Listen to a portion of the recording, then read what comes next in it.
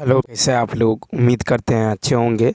दोस्तों, इस वीडियो में language English and Hindi practice set paper देखने वाले हैं। यह वीडियो बीपीएससी ट्री 4.0 के लिए अत्यंत आवश्यक है, तो आप लोग लास्ट तक जरूर बने रहिएगा। यह क्वालिफाइंग पेपर है, इसे क्वालिफाई करना अत्यंत आवश्यक है। इसमें टोटल क्वेश्चन आपको 30 देखने को मिलेगा, जो कि 30 अंक का होगा। ठीक है। और इसके अलावा यदि आप मैथ, रीजनिंग, जीके जीएस और साइंस का प्रैक्टिस सेट पेपर देखना चाहते हैं, तो आप प्ले लिस्ट के जरिए देख सकते हैं। तो चलिए शुरू करते हैं। शुरू करने से पहले यदि आप नए हैं तो चैनल को सब्सक्राइब कर लीजिए, बेल आइकन को प्रेस कर दीजिए और एक बार वीडियो को शेयर कर दीजिए। ठीक है। तो चलिए शुरू करते हैं क्वेश्चन नंबर फर्स्ट से। कहता है चूज द इनकरेक्ट सेंटेंस। ठीक है, चूज द इनकरेक्ट सेंटेंस। तो देखिए फर्स्ट ऑप्शन, देखिए यहाँ पे फर्स्ट ऑप्शन है कि my mother walks like I do. तो देखिए लाइक की जगह एज का प्रयोग होगा, क्योंकि लाइक का प्रयोग ऑब्जेक्ट के पहले होता है। लाइक का प्रयोग ऑब्जेक्ट के पहले होता है, जबकि एज का प्रयोग सब्जेक्ट के पहले होता है। ठीक है, जबकि एज का प्रयोग जो है सब्जेक्ट के पहले होता है। ठीक है, जैसे देखिए I can walk, I can walk like him, I can walk like him. और I can walk as he, I can walk as he. ठीक है, तो यहाँ पे राइट आंसर क्या हो जाएगा? तो इनकरेक्ट सेंटेंस है फर्स्ट। ठीक है, क्योंकि लाइक की जगह एज का प्रयोग होगा, क्योंकि लाइक का प्रयोग ऑब्जेक्ट के पहले होता है, जबकि एज का प्रयोग सब्जेक्ट के पहले होता है। जैसे I can walk like him और I can walk as he. Next second option question देखिए।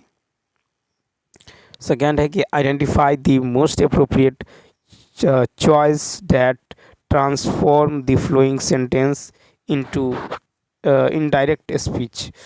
देखिए यहाँ पे जो हो जाएगा दो का, यहाँ पे है कि someone asked why does not see reshine. तो यहाँ पे जो राइट आंसर हो जाएगा ये तीसरा हो जाएगा। ठीक है, यहाँ पे होगा समवन आस्क्ड व्हाई सी जो है डिड नॉट री शाइन। ठीक है, तो यहाँ पे जो हो जाएगा तीसरा ऑप्शन क्या होगा? राइट होगा। ठीक है, नेक्स्ट क्वेश्चन देखिए 3 है कि what out of the 4 alternatives suggested choose the one which does not expresses the following sentence in passive voice correctly।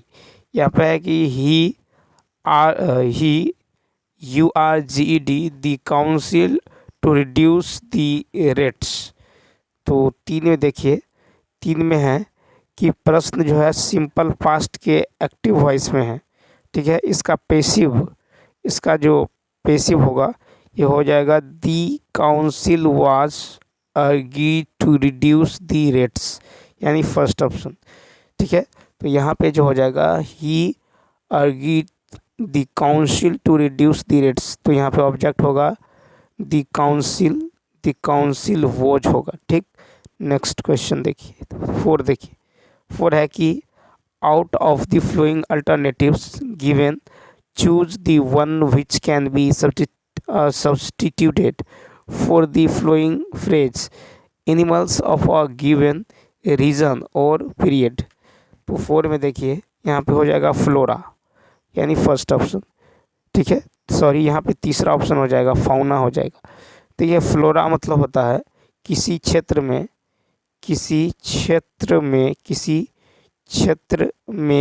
पाए जाने वाले वनस्पति।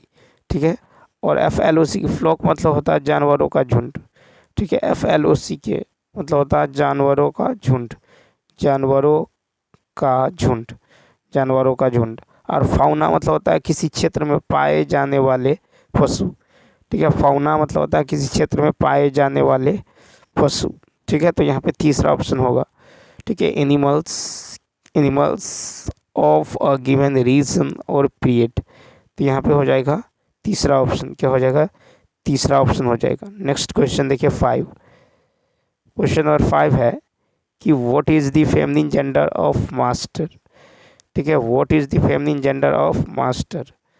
तो यहाँ पे देखिए 5 का राइट आंसर होगा फर्स्ट मिस्ट्रेस हो जाएगा। तो mistress is a woman in a position of authority और कंट्रोल। ठीक, तो यहाँ पे क्या हो जाएगा, मिस्ट्रेस हो जाएगा। ठीक, उसके बाद देखिए बैचलर जो है, बैचलर ये मेल को रिप्रेजेंट करता है, BACHELOR, बैचलर जो है मेल को रिप्रेजेंट करता है। तो इसका जो फीमेल हो जाएगा ये MAID, मेड हो जाएगा।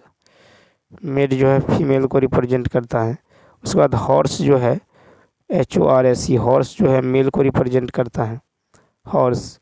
तो यहाँ पे मेयर MARE, ये जो है फीमेल को रिप्रेजेंट कर। नेक्स्ट 6 नंबर देखिए, 6 है कि a person who loves everybody और cares about others is called. तो देखिए 6 का हो जाएगा तीसरा ऑप्शन। ठीक है, ALTRUIST हो जाएगा। ठीक है, उसके बाद देखिए यहाँ पे ठीक है, कमोपोलिटन। ठीक है, कमोपोलिटन मतलब होता है including people from many different countries, यानी सर्वदेशीय महानगरीय। ठीक है, उसके बाद है फैट्रीसाइड। फैट्रीसाइड मतलब होता है दी किलिंग या दी किलिंग और किलर ऑफ वंस ब्रदर और सिस्टर्स। ठीक है, इसको कहते हैं फैट्रीसाइड। उसके बाद देखिए तो यहाँ पे तीसरा ऑप्शन हो जाएगा राइट आंसर। 7 देखिए, 7 है कि I did not steal his book add question tag. तो 7 में देखिए वाक्य पास्ट सिंपल का नकारात्मक है, अतः क्वेश्चन टैग सकारात्मक हो जाएगा, यानी यहाँ पे क्या हो जाएगा, तो डिड आई हो जाएगा।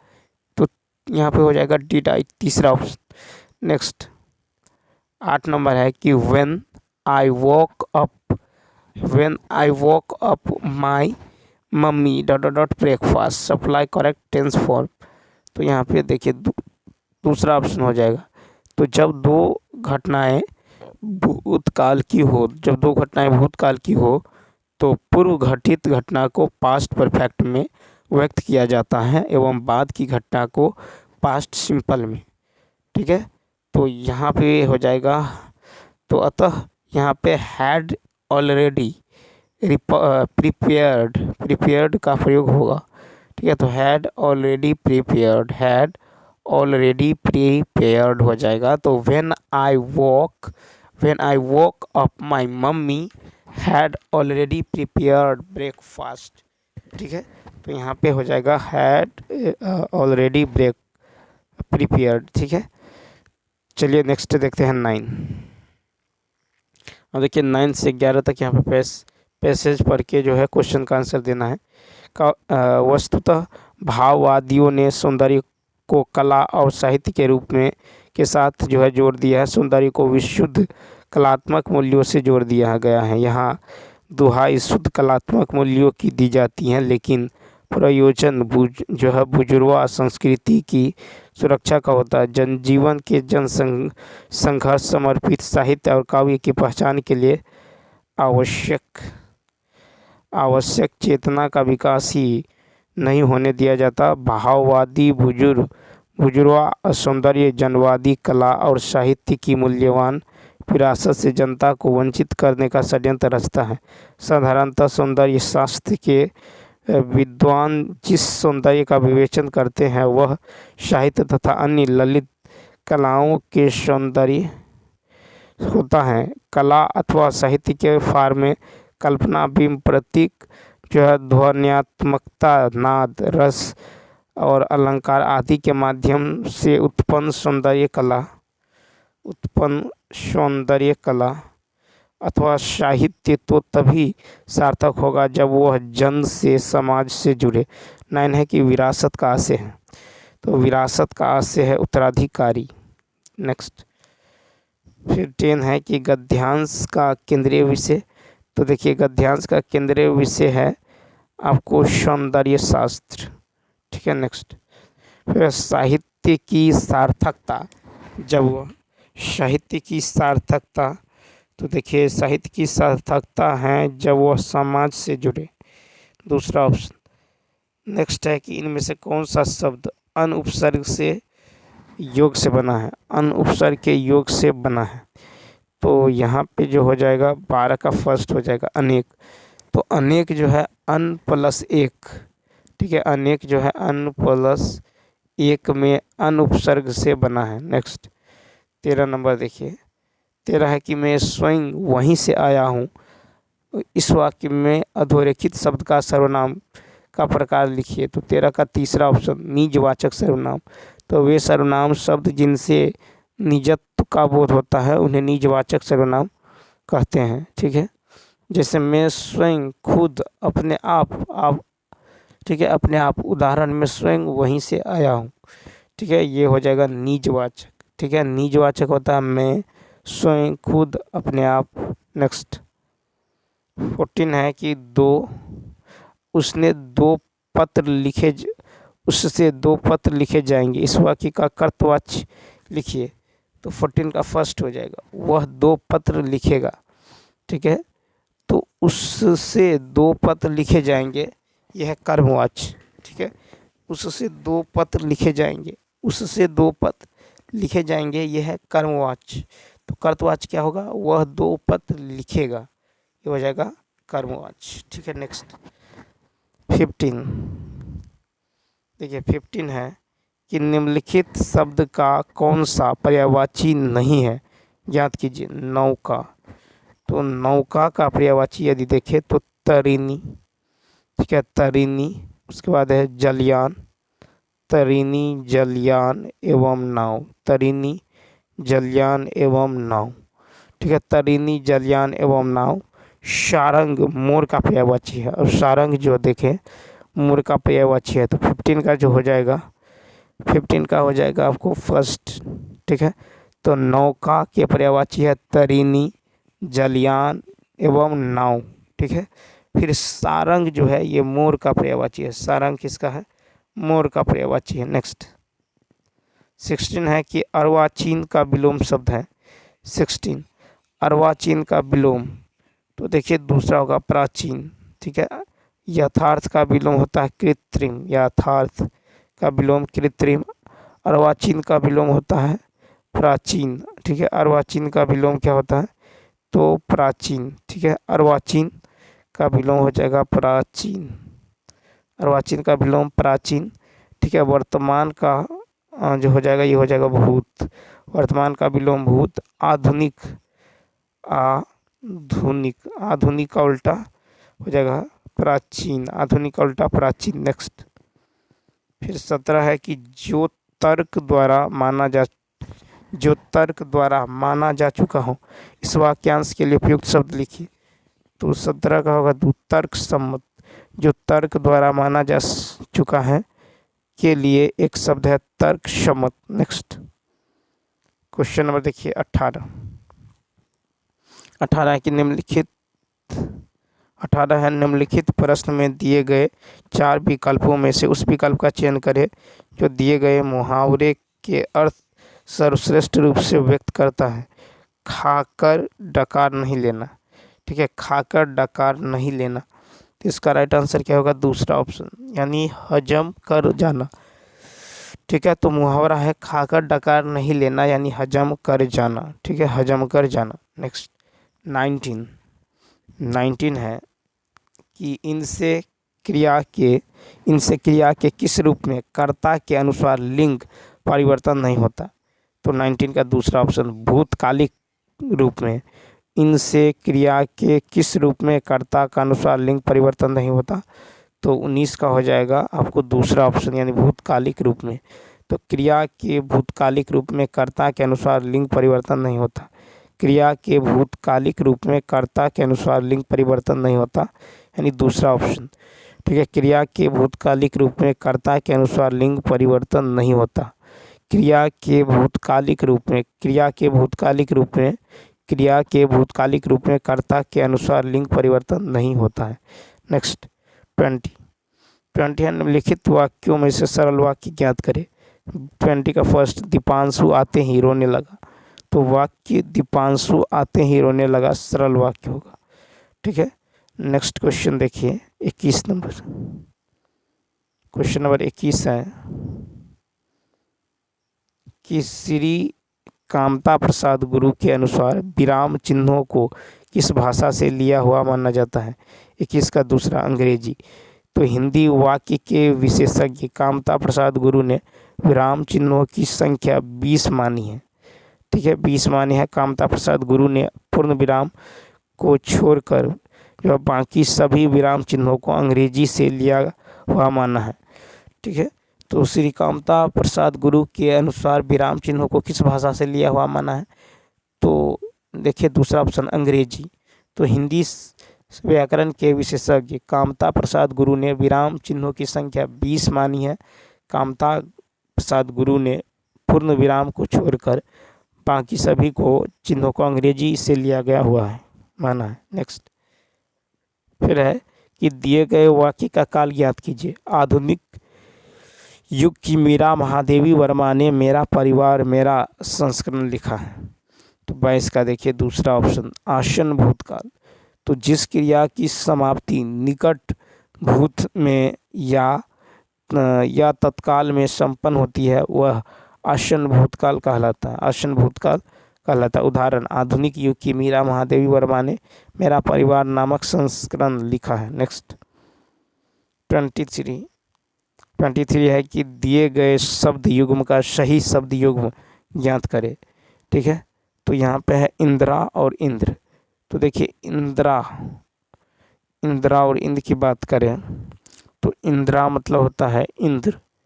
ठीक है, इंदिरा मतलब इंद्र और इंद्र मतलब होता है सुरपति। ठीक है, तो इंदिरा यानी इंद्र और इंद्र मतलब होता है सुरपति, यानी 5 ऑप्शन। नेक्स्ट फिर निम्नलिखित में से कौन सा शब्द विदेशज शब्द नहीं है? तो 24 का हो जाएगा फर्स्ट फुनगी। देखिए फुनगी जो है देशज शब्द है। फुनगी क्या है? तो फुनगी जो है ये देशज शब्द है। ठीक है, फुनगी क्या है? तो फुनगी देशज शब्द है। 25 नंबर देखिए, 25 नंबर क्वेश्चन है कि कौन सा शब्द खग शब्द का अर्थ नहीं है? तो 25 का तीसरा ऑप्शन मृदुल। ठीक है, तो खग शब्द का अर्थ है द्विज, पक्षी, पखेरु। ठीक है, तो यहाँ पे हो जाएगा 25 का तीसरा ऑप्शन हो जाएगा, यानी खग शब्द का अर्थ है द्विज। खग शब्द का अर्थ है द्विज, पक्षी, पखेरु। 26 नंबर यदि बात करें तो 26 का हो जाएगा, देखिए 26 नंबर क्वेश्चन 26 है कि आलंबन तथा उद्दीपन के द्वारा आश्रय के हृदय में अस्थायी भाव जागृत या उद्दीपन होने पर आश्रय में जो चेष्टाएं होती हैं उसे क्या संज्ञा दी जाती है? तो आलंबन तथा उद्दीपन के द्वारा आश्रय के हृदय में अस्थायी भाव जागृत या उद्दीपन होने पर आश्रय में जो चेष्टाएं होती हैं उसे क्या संज्ञा दी जाती है? 26 का फर्स्ट अनुभाव। तो देखिए आलंबन एवं उद्दीपन के द्वारा आश्रय के हृदय में अस्थायी भाव जागृत या उद्दीप्त होने पर आश्रम में जो चेष्टाएं होती हैं उन्हें अनुभाव कहा जाता है। नेक्स्ट फिर है कि मक्खी पर मक्खी मारना मुहावरे का अर्थ क्या है? 27 का तीसरा ऑप्शन पूरी नकल करना। तो मक्खी पर मक्खी मारना का अर्थ है पूरी नकल करना। नेक्स्ट फिर सच्चे लोग कभी हारते नहीं हैं। इस वाक्य में सच्चे किस प्रकार का विशेषण है? 28 का फर्स्ट गुणवाचक विशेषण। तो जिन शब्दों से किसी व्यक्ति, वस्तु या स्थान के गुण का बोध होता है उन्हें गुणवाचक विशेषण कहते हैं। उदाहरण सच्चे लोग कभी हारते नहीं। 19 कहता है कि विधि का विलोम शब्द कौन सा है? 29 का होगा तीसरा ऑप्शन निषेध। विधि का विलोम शब्द होगा निषेध। ठीक है, 30 नंबर देखिए, कहता जिसका जन्म पहले हुआ हो, इस वाक्यांश के लिए सही शब्द कौन सा है? 30 का देखिए, तो फर्स्ट हो जाएगा अग्रज। तो जिसका जन्म पहले हुआ हो अग्रज है, जिसका जन्म बाद में हुआ है अनुज है, जो ज्ञात न हो अज्ञात है, जो ज्ञात न हो वो अज्ञात है। ठीक है, जो आगे की सोचता है यह है अग्रसूची, जो आगे की सोचता है अग्रसूची। तो चलिए दोस्तों, इस वीडियो में इतना ही। यदि यह वीडियो अच्छा लगा हो तो लाइक, शेयर और सब्सक्राइब करना न भूलें। साथ ही साथ कमेंट करके बताइए वीडियो आपको कैसा लगा। तो चलिए मिलते हैं नेक्स्ट वीडियो में। Thanks for watching.